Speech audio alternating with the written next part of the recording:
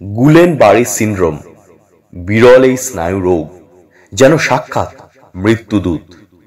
এই রোগে আক্রান্তের সংখ্যা দিন দিন বেড়েই চলেছে।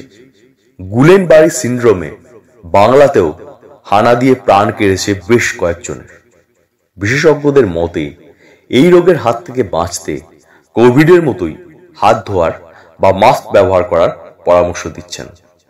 করোনার মতোই প্রয়োজন ছাড়া জনবহুল এলাকায় না যাওয়ার পরামর্শ দেওয়া হয়েছে। সেই সঙ্গে অবশ্যই মাস্ক ব্যবহারের কথা বলা হয়েছে। তবে কোভিডের মতো এই রোগ অতটা ছোঁয়াচে নয়। তবে রাজ্য স্বাস্থ্য দপ্তরের তরফে জানানো হয়েছে এই রোগ নিয়ে এখন আতঙ্কিত হবেন না, একটু সচেতন থাকুন।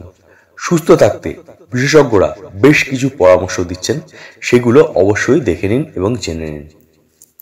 বিশেষজ্ঞদের মতে এই রোগ থেকে দূরে থাকতে এই খাবারগুলো মোটেই খাবেন না। বিশেষজ্ঞরা এটা জানাচ্ছেন, যে কোনো জায়গা থেকে জল পান করবেন না। এই সময় পনির, চিজ জাতীয় দুগ্ধজাত খাবার দাবার না খাওয়াই ভালো। প্যাকেটজাত মাছ, মাংস এইসব জাতীয় খাবার দাবার কম খাওয়ার পরামর্শ দেওয়া হয়েছে।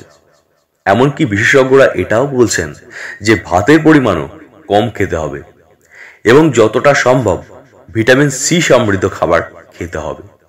রাস্তার ধারে বিক্রি হওয়া কাটা ফল 100% বাদ রাখতে হবে।